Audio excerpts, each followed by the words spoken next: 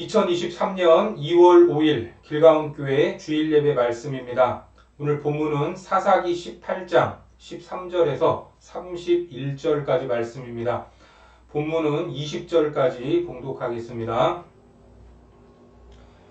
무리가 거기서 떠나 에브라임 산지 미가의 집에 이르니라. 전에 라이스 땅을 정탐하러 갔던 5사람이 그 형제들에게 말하여 이르되 이 집에 에봇과 드라빔과 새긴 신상과 부어 만든 신상이 있는 줄을 너희가 아느냐?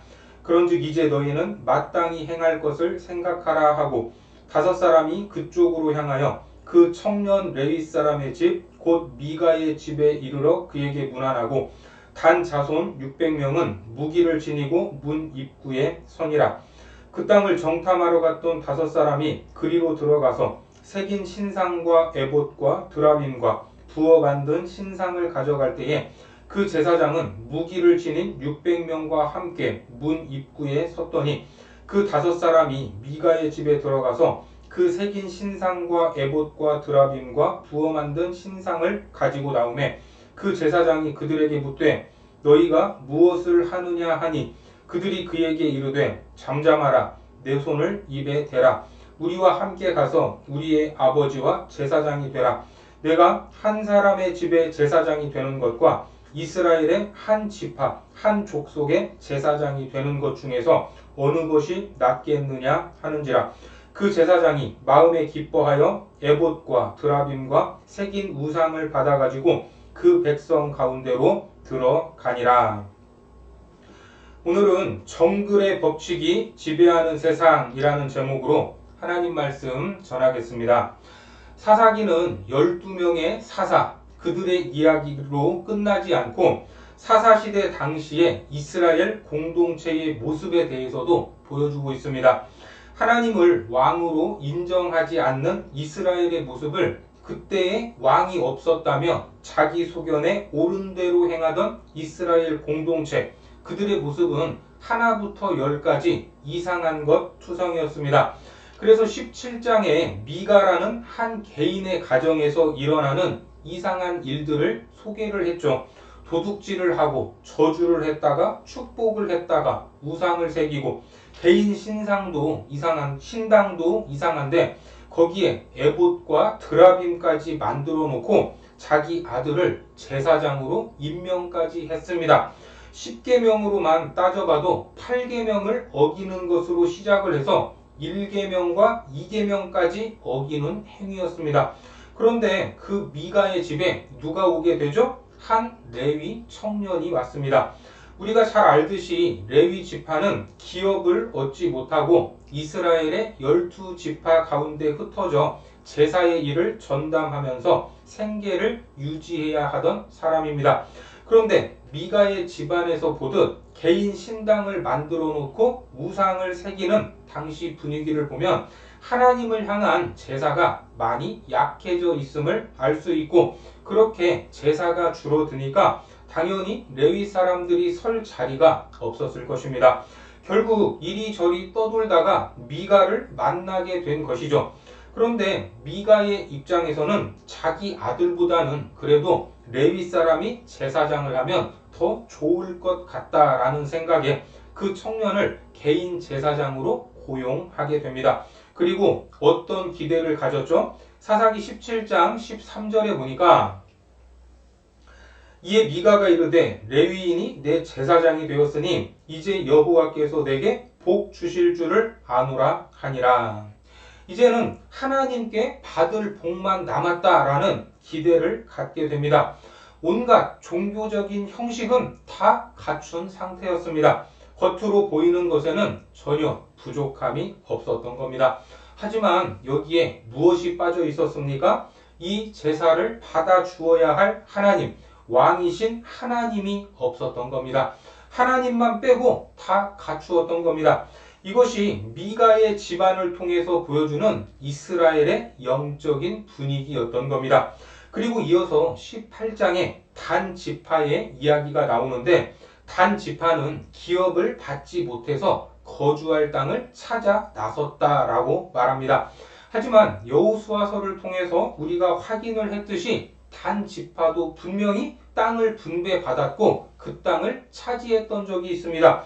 여호수아 19장 47절 말씀에 보니까 그런데 단 자손의 경계는 더욱 확장되었으니 이는 단 자손이 올라가서 레셈과 싸워 그것을 점령하여 칼날로 치고 그것을 차지하여 거기 거주하였음이라. 그들의 조상 단의 이름을 따라서 레셈을 단이라 하였더라. 그런데 안타깝게도 사사기에 들어서 이 땅을 누구에게? 아모리 족속에게 빼앗겼던 것입니다. 사사기 1장 34절에 아모리 족속이 단 자손을 산지로 몰아넣고 골짜기에 내려오기를 용납하지 아니하였으며, 여러분, 하나님이 주신 땅이라고 해도 살아가다가 보면 이런저런 이유로 잃어버릴 수도 있습니다. 하지만 다시 심기일전에서 되찾아야 합니다. 포기해서는 안 된다는 말입니다. 왜 그렇습니까? 하나님이 주신 땅은 하나님이 주신 사명이기 때문입니다. 하나님이 가나안 땅을 왜 주셨습니까? 그 땅에 죄악이 가득하고 하나님이 보시기에 가증한 일들이 만연했기 때문입니다. 창세기 15장 16절에 내 자손은 4대 만에 이 땅으로 돌아오리니 이는 아모리 족속의 죄악이 아직 가득 차지 아니함이니라 하시더니, 이 말씀은 믿음의 조상 아브라함에게 하셨던 약속의 말씀으로 네 자손 이스라엘이 그 땅에 언제 돌아온다는 것입니까? 아모리 족속의 죄악이 가득 찼을 때 돌아온다는 말입니다. 한마디로 이스라엘은 창조주이신 하나님의 심판, 그 심판의 도구로서 그 땅을 치고 거기에서 거주하는 것입니다. 그렇다면 그 이후에는 죄악이 가득했던 그 땅에 하나님의 통치권이 선포되고 하나님의 나라가 세워져야 하는 것입니다. 그래서 지파별로 땅을 주셨다라는 것은 이런 사명을 받은 것과 같은 겁니다. 그런데 아모리 족속에게 밀려서 다시 땅을 빼앗겼는데 자기들은 받은 땅이 없다고 하면서 다른 땅을 찾아 나섰던 것입니다. 사사기 18장 1절에 그때 이스라엘에 왕이 없었고 단 지파는 그때에 거주할 기업의 땅을 구하는 중이었으니 이는 그들이 이스라엘 지파 중에서 그때까지 기업을 분배받지 못하였음이라. 영적으로는 말이 안 되는 소리인데 하나님을 외면하고 현실만 바라보고 있으니까 말이 되는 것처럼 당연하게 행동하고 있습니다. 결국 단 지파는 5명의 용맹한 정탐꾼을 뽑아서 좋은 땅을 찾아보라고 했고 어찌어찌해서 그들이 미가의 집까지 오게 됩니다. 그런데 놀라운 것은 먼저 왔던 레위 청년의 음성만 듣고서도 그가 누군지 알아봤다는 겁니다. 아마도 레위 청년 역시 그동안 떠돌아 다녔으니까 전에 함께 있었던 사이가 아니었나라고 추정을 할 수 있는 대목입니다. 그렇게 레위 청년을 만난 단 지파의 정탐꾼들은 레위 청년의 축복 기도까지 받게 됩니다. 사사기 18장 6절입니다. 그 제사장이 그들에게 이르되 평안히 가라. 너희가 가는 길은 여호와 앞에 있느니라 하니라. 그리고 북쪽 끝에 위치한 평화로우면서도 넓고 뭐 하나 부족함이 없는 땅을 발견하게 됩니다. 그리고 18장 11절에 보면 단 지파의 가족 중 600명이 무기를 지니고 소라와 에스다올에서 출발하여 올라가서 유다에 있는 기럇 여아림에 진치니 그러므로 그곳 이름이 오늘까지 마하네 단이며 그곳은 기럇 여아림 뒤에 있더라. 그렇게 땅을 찾은 후에 단 지파의 선발대 600명이 출발을 하고 오늘 본문이 이어지게 됩니다. 그런데 그들이 먼저 어디로 가게 되죠? 이상하게도 미가의 집으로 향했던 겁니다. 본문으로 가셔서 13절과 14절을 보겠습니다. 무리가 거기서 떠나 에브라임 산지 미가의 집에 이르니라. 전에 라이스 땅을 정탐하러 갔던 5사람이 그 형제들에게 말하여 이르되 이 집에 에봇과 드라빔과 새긴 신상과 부어 만든 신상이 있는 줄을 너희가 아느냐. 그런즉 이제 너희는 마땅히 행할 것을 생각하라 하고. 여러분, 이게 무슨 말입니까? 미가의 집에 이런 것들이 있다면서 마땅히 행할 것을 생각하라는데 이것이 무슨 의미일까? 좀 더 본문을 보겠습니다. 18절입니다. 그 다섯 사람이 미가의 집에 들어가서 그 새긴 신상과 에봇과 드라빔과 부어 만든 신상을 가지고 나오매 그 제사장이 그들에게 묻되 너희가 무엇을 하느냐 하니 전에 자기들을 나그네로 대접했던 미가의 집에서 제사와 관련된 물건들을 도둑질하고 있습니다. 그렇게 도둑질을 하다가 누구에게 걸렸어요? 그 집안의 제사장인 레위 청년에게 걸렸습니다. 그러면 제자리에 갖다 두어야 될 것 같은데 무엇을 합니까? 스카웃 제의를 하고 있습니다. 19절에 보니까 그들이 그에게 이르되 잠잠하라 내 손을 입에 대라 우리와 함께 가서 우리의 아버지와 제사장이 되라 내가 한 사람의 집에 제사장이 되는 것과 이스라엘의 한 지파 한 족속의 제사장이 되는 것 중에서 어느 것이 낫겠느냐 하는지라. 이게 무슨 말입니까? 이런 집안에서 개인 제사장을 하는 것이 낫겠냐? 한 지파의 제사장을 하는 것이 낫겠냐? 그 말 아닙니까? 당연히 규모로만 따져본다면 지파에서 제사장을 하는 것이 훨씬 나을 수 있는 일입니다. 하지만 지금 단 지파는 자기들의 다섯 정탐꾼을 선대했던 미가의 집에 돌아와 감사를 표해도 부족할 판에 약탈을 일삼고 있는 겁니다.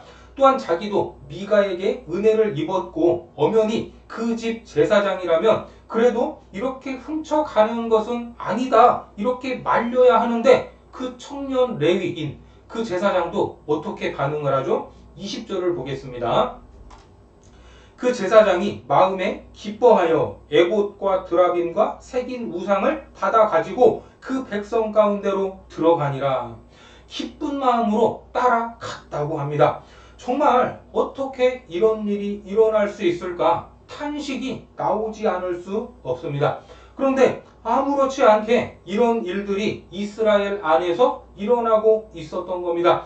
그리고 21절을 보면 그들이 돌이켜서 어린 아이들과 가축과 값진 물건들을 앞세우고 길을 떠나더니 여러분 어떻습니까? 이것이 군대의 행렬이라고 하면 가장 앞에 누가 서야 되죠? 장정들이 서서 경계를 하며 가야 되는데 어린아이들과 가축과 값진 물건을 맨 앞에 세웠다고 합니다.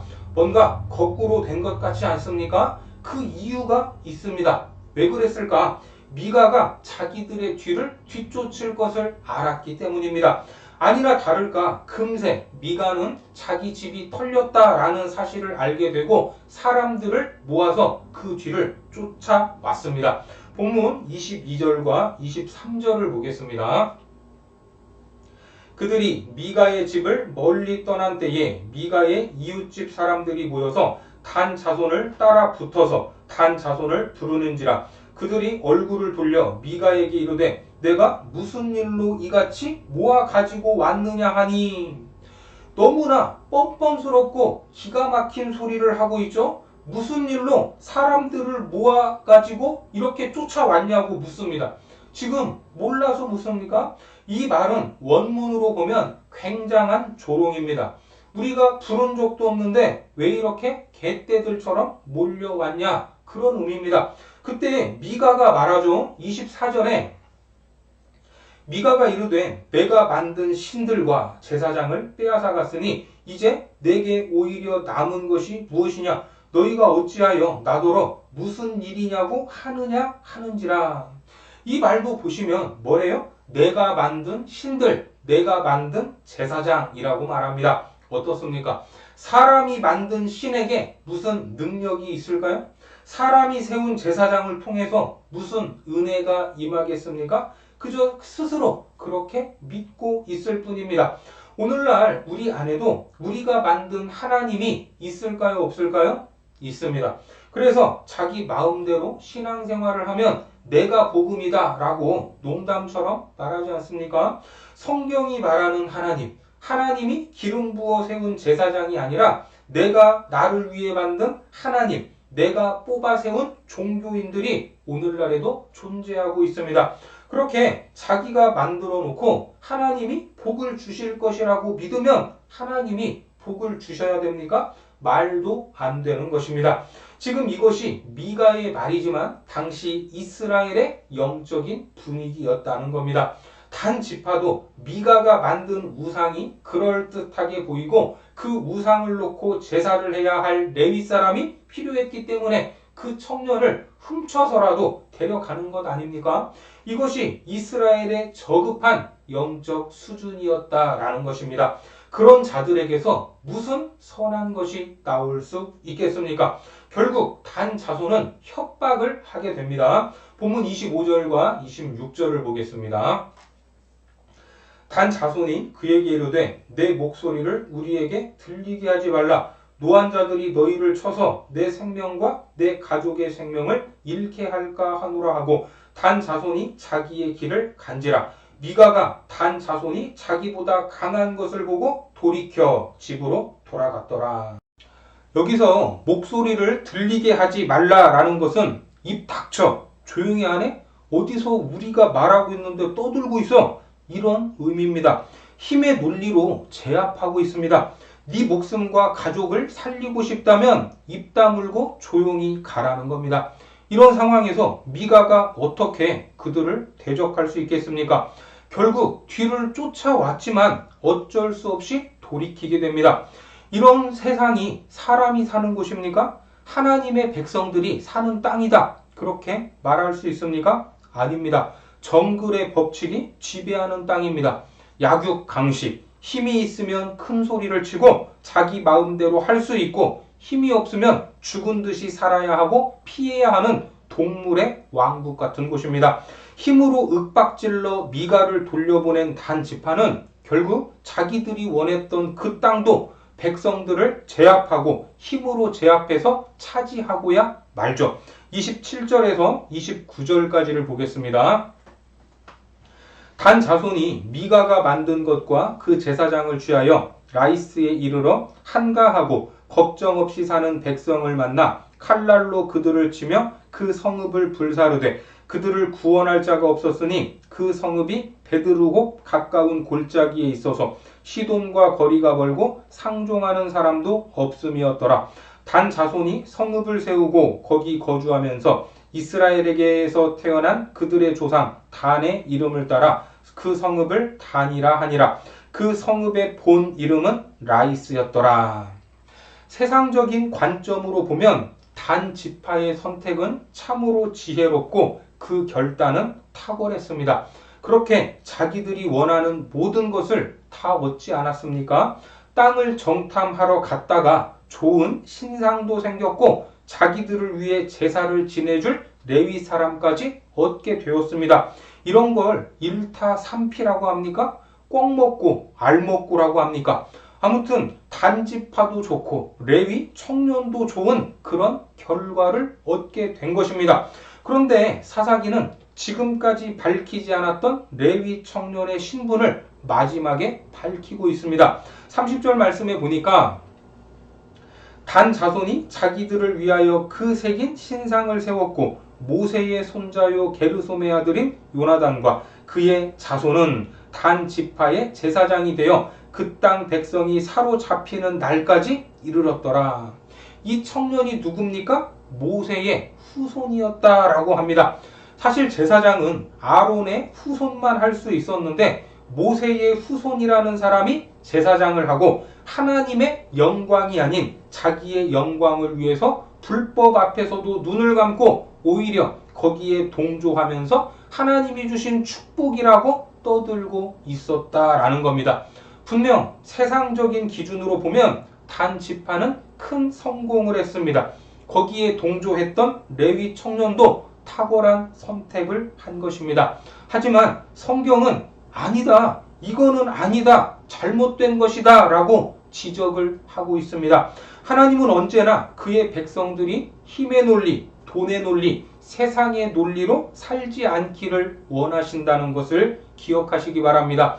고린도후서 10장에도 보면 우리가 육신으로 행하나 육신에 따라 싸우지 아니하노니 우리의 싸우는 무기는 육신에 속한 것이 아니요 오직 어떤 견고한 진도 무너뜨리는 하나님의 능력이라. 모든 이론을 무너뜨리며 하나님 아는 것을 대적하여 높아진 것을 다 무너뜨리고 모든 생각을 사로잡아 그리스도에게 복종하게 하니. 우리가 육신을 입고 살아가는 존재지만 우리가 싸우는 싸움을 육신에 속하지 않았다라고 말씀합니다.